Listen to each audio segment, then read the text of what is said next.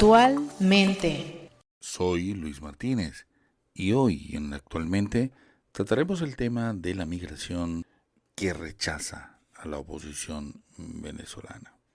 Y debemos aseverarlo así.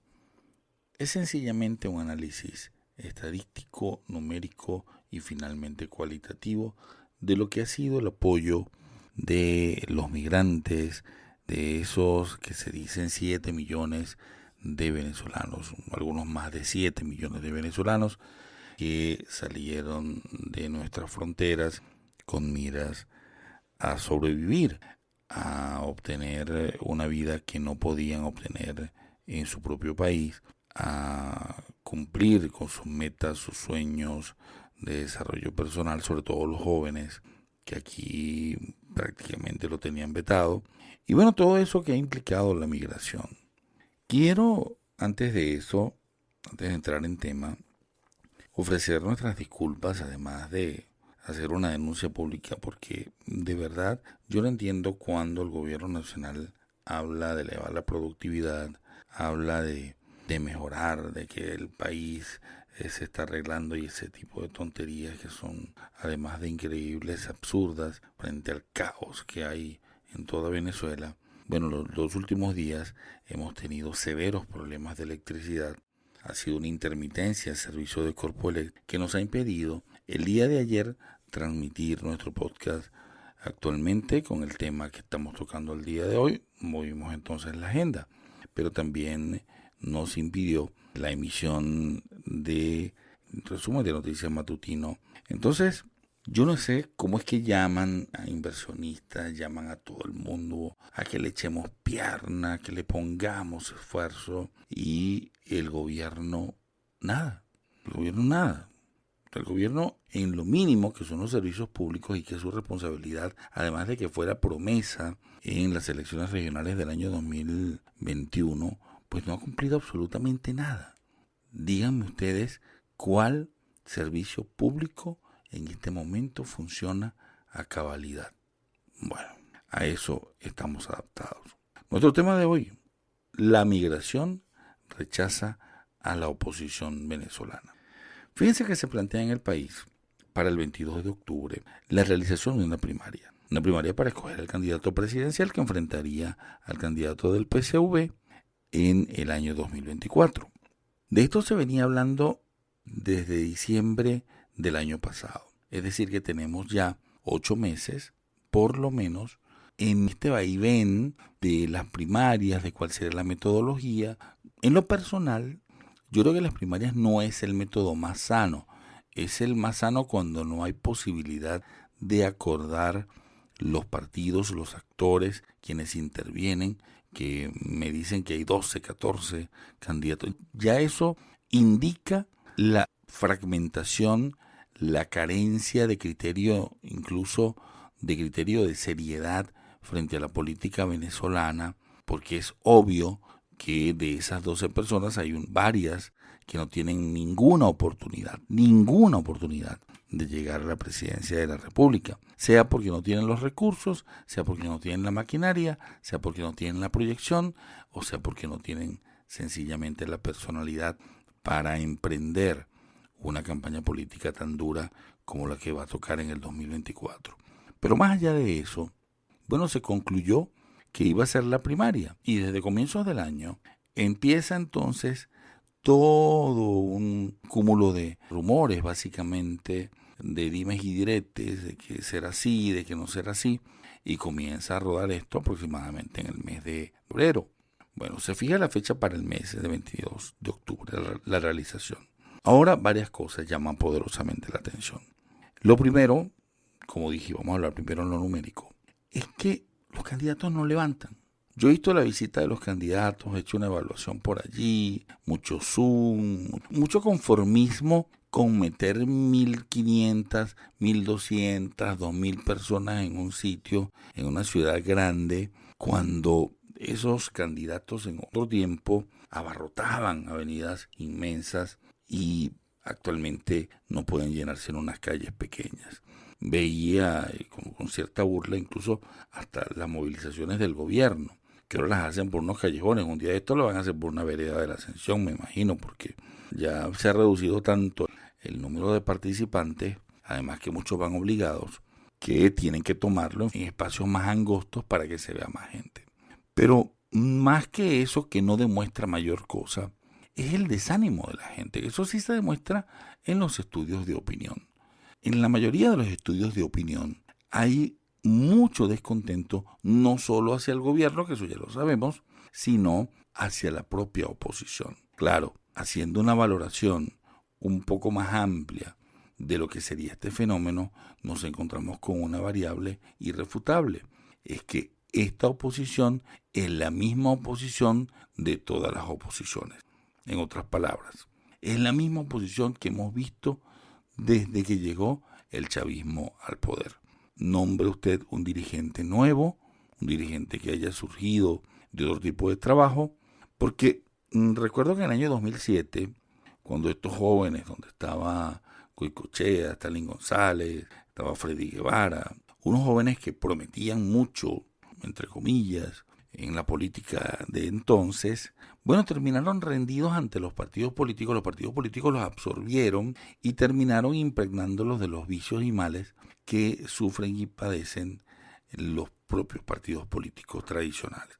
En otras palabras, los embarraron de la antipolítica de los partidos tradicionales. Así que en vez de haber políticos nuevos, políticos jóvenes, eran jóvenes políticos tradicionales los que se mostraban a partir del año 2007, cuando dejaron pues que cabalgaran los políticos tradicionales sobre el triunfo que ellos habían tenido en aquel referéndum por el cambio constitucional. Cambio constitucional que finalmente se dio, bueno, para que vean el carácter, el talante democrático del chavismo de entonces. Bueno, ni decir, el madurismo ni decir.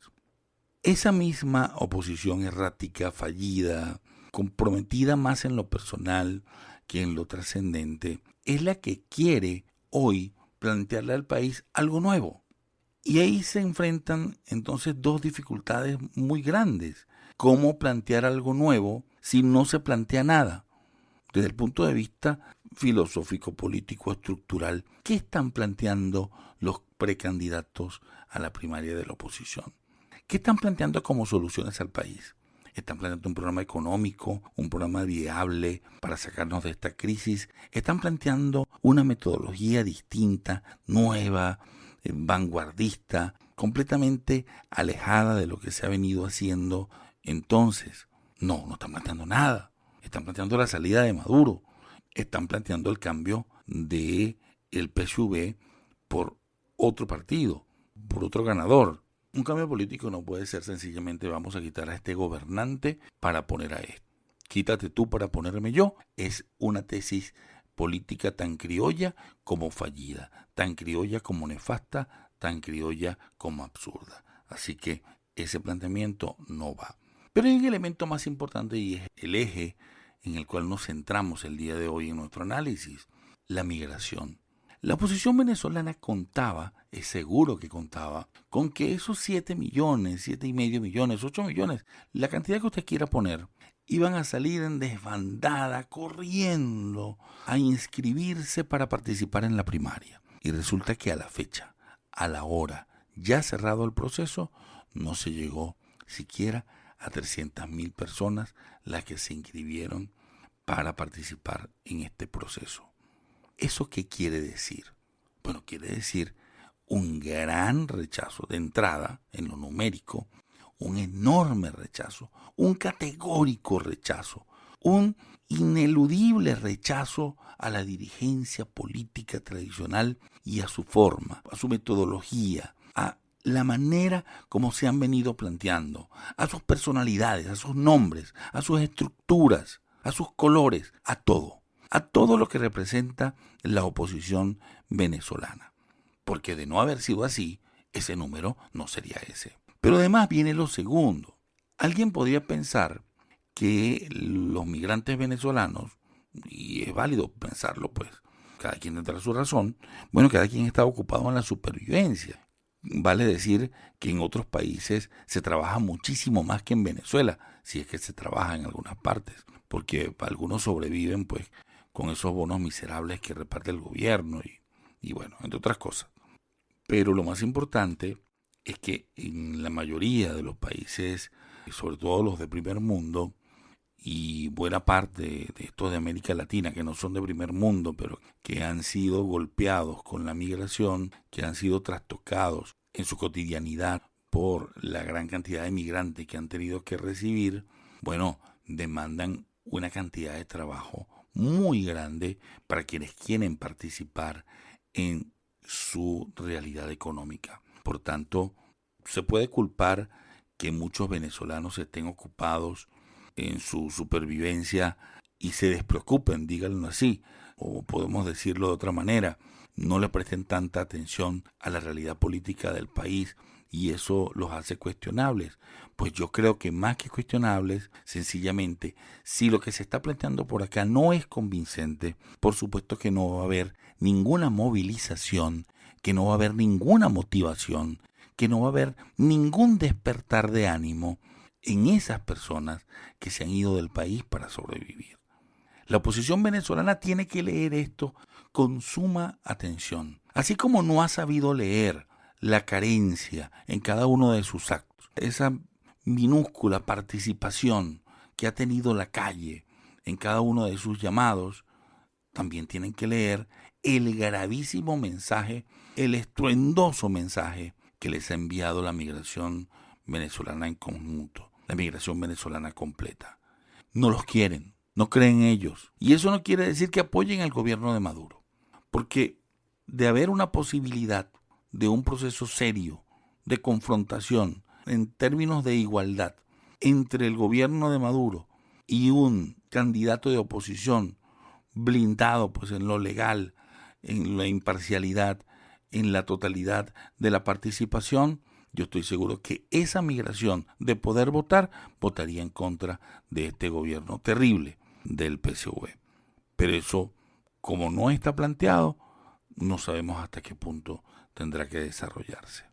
Lo cierto es que una gran bofetada acaba de ser dada, un castigo enorme acaba de recibir la dirigencia opositora venezolana con esa minúscula, con esa ínfima participación, inscripción de los migrantes venezolanos para participar en este proceso de primarias. Ojalá entiendan bien el mensaje, ojalá lo lean bien, ojalá rectifiquen, ojalá haya un político responsable que diga mea culpa, pero no lo hay. Hasta los momentos no sabemos quién, no sabemos cuál. Estos políticos no son culpables de nada. Son el desastre de la antipolítica frente a una muy mala praxis política del oficialismo. Pero a la hora de reconocer errores, ellos no reconocen nada. Qué lamentable. Recuerden compartir este podcast con todos sus amigos, usuarios en las redes sociales. Muchísimas gracias por su atención. Será hasta una nueva oportunidad.